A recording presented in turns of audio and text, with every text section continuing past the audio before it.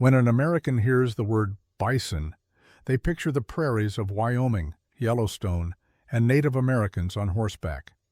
It is a symbol of the Wild West, but few people know that the bison's homeland isn't America. Their ancestral home is here, in Siberia. Thousands of years ago, when the Bering Strait was a land bridge, the ancestors of the bison migrated from Yakutia to Alaska and populated America.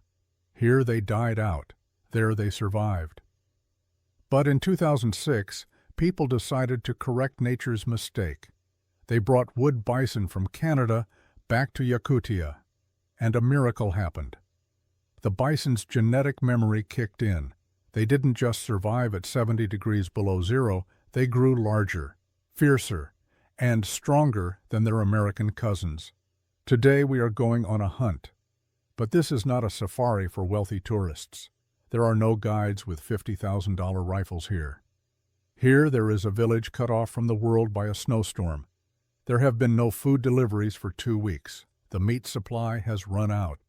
The only way to feed the people is to go into the forest and bring down an animal. But this animal weighs a ton. It has horns capable of piercing the side of a truck. And it has the temperament of a tank. One wood bison is 700 kilograms of pure meat. A herd of bison is 7,000 kilograms of walking food, or walking death if something goes wrong. It is 71 degrees below zero outside. At this temperature, steel becomes as brittle as glass. Plastic shatters. The hunters prepare their equipment, old Soviet Buran snowmobiles. These are primitive machines. One ski in the front, 2 tracks in the back. They are clumsy, loud, and gas-guzzling, but they start in any frost.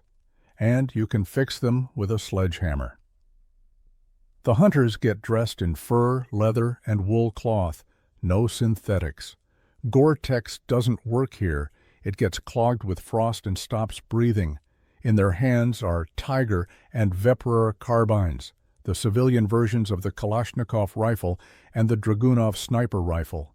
Reliable, lethal, unfailing. We are not going to kill for a trophy. We are hunting for fuel. In the Arctic, meat is the coal for the furnace of the human body. Without fats and proteins, you will freeze to death even while sitting by a fire. The task is simple. Find the herd, select an old bull that has already lived its life and produced offspring, and make one clean shot. But finding a black beast in a white desert is harder than it seems. The tundra appears empty, a white sheet stretching to the horizon. But a trained eye sees the signs. The snowmobiles move slowly. The hunters look not at the horizon, but at the ground beneath them. Tracks. A bison's track is enormous. It looks like a cow's, but twice as large and deep. It breaks through a crust of snow that can support a human. A herd passed through here. The snow is churned up as if by a plow. They look for kopanki, spots where the bison have dug through the snow with their muzzles to reach the grass. Yes, these tanks use their massive heads like bulldozers. Their powerful neck muscles are built for exactly that, but the tracks are old, already dusted with new snow. They need to find fresh signs, and the main sign is steam. A herd of bison is a walking boiler room.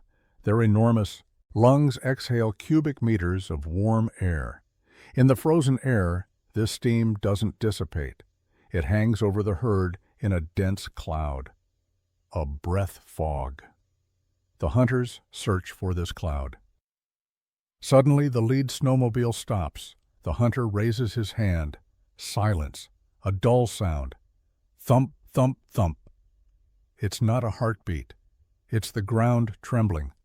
The herd is somewhere nearby, but they don't see us, and we don't see them. The forest is thick. The larches stand like a solid wall. Hunting a bison in the forest is suicide. In the open, you can get away. In the forest, a snowmobile will get stuck between trees. But a bison won't. It plows through bushes and young trees without noticing them, breaking them with its chest. If it attacks in the forest, You have no chance. The bison here in Yakutia have changed. In America, they are accustomed to people. Here, they are wild. They know what wolves are. They know what bears are. And they know what man is. They are aggressive. A dominant bull, protecting its herd, doesn't flee. It attacks. It can accelerate to 50 kilometers per hour in deep snow. Its horns are two hooks. A headbutt can launch a snowmobile into the air. The hunters decide to dismount. The engine noise will spook the animal. From here, they go on foot, on skis. The skis are wide and lined with camus, reindeer, leg hide, to prevent them from sliding backward. The wind is in their faces. This is good. The animal won't catch their scent. They move through the thicket, carbines off safety. Ahead, through the branches, a dark mountain comes into view. It's breathing. The bison is standing sideways. It is immense. 2 meters tall at the shoulder. It weighs over a ton. Its fur is thick, dark, and matted, hung with icicles and clumps of snow. This is natural armor. The hide on a bison's neck and shoulders can be an inch thick, 2.5 centimeters. Add to that a dense undercoat and a layer of ice. An ordinary hunting bullet might simply flatten against this shield or ricochet without hitting vital organs. A wounded bison is a machine of death. It won't fall. It will turn and destroy everything in its path. The shooter chooses his target. He has to hit the kill zone, the heart, the lungs, or the spine. The head? No. A bison's skull is a bone helmet. A bullet can bounce off its forehead. It is 71 degrees below zero. This changes the ballistics. The air is as thick as jelly. The bullet loses speed faster, its trajectory dropping. The gunpowder in the cartridge burns more slowly, reducing the pressure in the barrel. The lubricant in the rifle's bolt thickens. The firing pin might strike the primer too weakly. A misfire, a click, and the beast will be gone, or it will charge. The hunter takes off his glove. His finger must feel the trigger. The touch of the ice-cold metal burns his skin. He has a few seconds before his finger goes numb. He exhales. A cloud of steam drifts away. The scope is fixed just below the shoulder blade. A smooth squeeze. Boom! The sound of the shot is muffled. The frost swallows the sound. The bison flinches. The entire herd, 20 animals, bolts. The ground shakes. A wall of powdered snow rises. It feels like an avalanche has started. The roar of beasts, the crack of breaking trees. The one that was shot takes a leap. It runs 10 meters and stops. It lowers its head, its legs buckle. The giant carcass slowly topples onto its side. A heavy thud, a fountain of snow. It is dead. The shot was perfect. The rest of the herd vanishes into the forest. The hunters wait. You can't approach immediately. A dying animal can deliver a kick with the force of a hydraulic press. After a minute they approach. They take off their hats. This is not triumph. This is respect. "Thank you, Bison," they say to the spirit of the forest. They place a small larch branch on the animal's body. The ritual is observed. Now begins the work that is harder than the hunt itself. Before them lies a mountain of meat weighing a ton. It is 70 degrees below zero. In an hour, this carcass will turn into a block of ice that no knife can cut. They must hurry. Butchering a bison at 70 below is like a scene from a horror film set in a sci-fi landscape. The carcass is hot. Inside, it is 38 degrees Celsius. When a hunter makes the first incision in the belly, a column of steam erupts. It looks like a geyser. The steam is so thick that the hunters lose sight of each other. They work in a red mist, the blood. It doesn't flow. It freezes in midair. Hitting the snow, the hot blood sizzles, melts through it, and instantly turns into ruby-like crystals. The hunter's hands are elbow-deep in blood. This saves them from frostbite. The blood provides warmth. Natural gloves. But as soon as you pull your hands out of the carcass, The blood freezes into a crust, immobilizing your hands. They have to constantly dip them back into the animal's warm interior. Removing the hide is difficult. It is thick and heavy. The fat beneath the skin solidifies instantly, turning into white wax.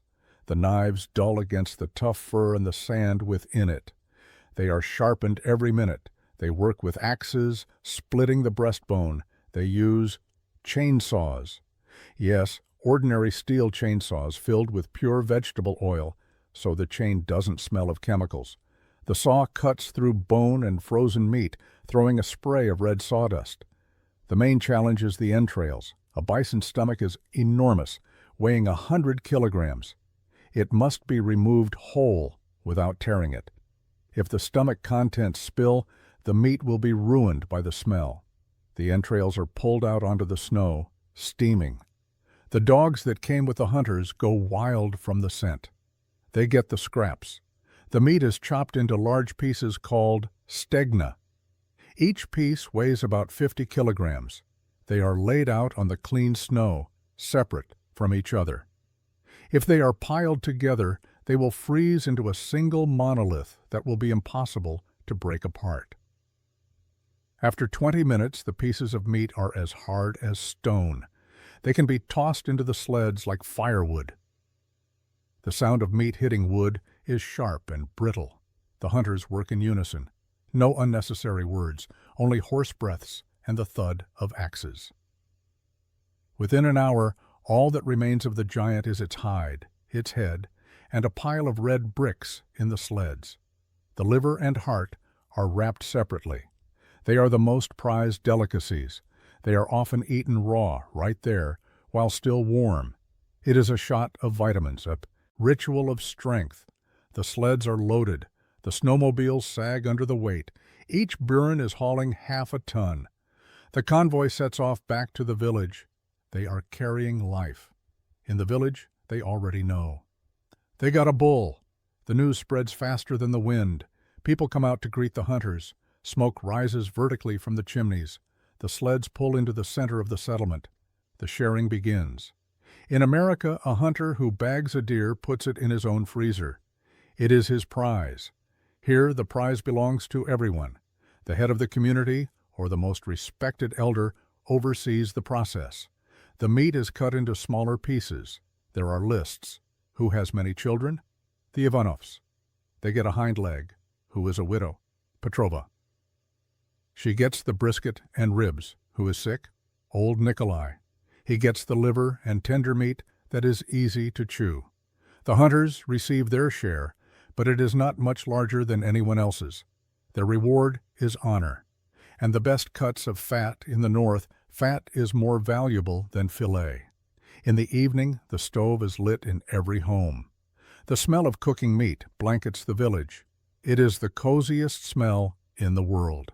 The women prepare soup, a simple recipe, water, bison meat, salt, some noodles or potatoes, if available. No spices. The flavor of the meat needs no hiding. Bison meat is darker than beef with thicker fibers, but it is incredibly tender if cooked correctly. The fat is yellow and slightly sweet. The men make steaks. A frozen piece of meat is sawn into thin slices with a hacksaw. They are thrown onto a sizzling pan with no oil. The fat renders out on its own. 2 minutes. Salt, pepper. The taste, it is wild, rich, slightly reminiscent of liver, but with the texture of the finest beef. You can feel the power of the animal in it. After a bowl of this soup, you feel warmth spreading through your veins. Fatigue disappears.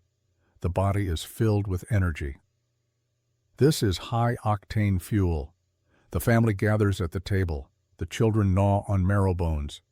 Conversation quiets down. Only the clatter of spoons is heard. The people eat with serious faces. They understand the price of this food. This dinner cost a life. And someone risked their own life to get it. One bison will feed the village for a week. If it had been a moose, it would have lasted 3 days. The bison is a salvation.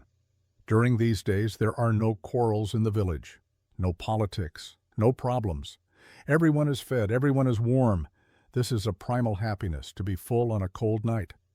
To a resident of New York or Los Angeles, what they've seen might seem barbaric, the killing of a magnificent animal, blood on the snow. But let's look at it through the eyes of the North. The wood bison in Yakutia have adapted so well that their population is growing faster than their food supply. If there are too many, they will eat all the lichen and trample the pastures. Famine and disease will follow. Nature is cruel. It regulates populations either through epidemics or predators. Man is also a predator, a part of the ecosystem. This hunt was licensed. It was a sanitary cull of an old male who had already passed on his genes and had become aggressive toward the younger bulls. But it's not just about biology. It's about honesty.